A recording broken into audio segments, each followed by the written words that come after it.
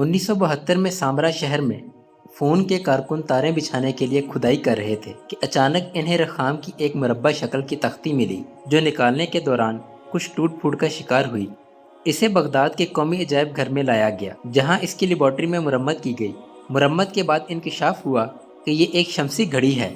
ये तख्ती तकरीबन मुरब्बा शक्ल की है जिसकी लंबाई 80 सेंटीमीटर और चौड़ाई 76 सेंटीमीटर है। तख्ती के ऊपरी हिस्से में सनतुल अली बिन ईसा लिखा हुआ है। इस घड़ी की तकसीमात में दिन के 12 घंटे शामिल हैं।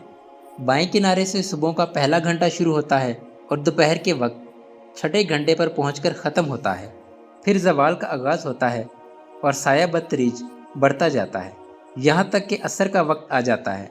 जब सूरज गरूब होता है तो दिन का इख्तिताम होता है और इस वक्त घड़ी पर 12 बजते हैं यानी मगरिब का वक्त। आज भी ये तरीका नमाज के औकात मुकर्रर करने के लिए इस्तेमाल होता है।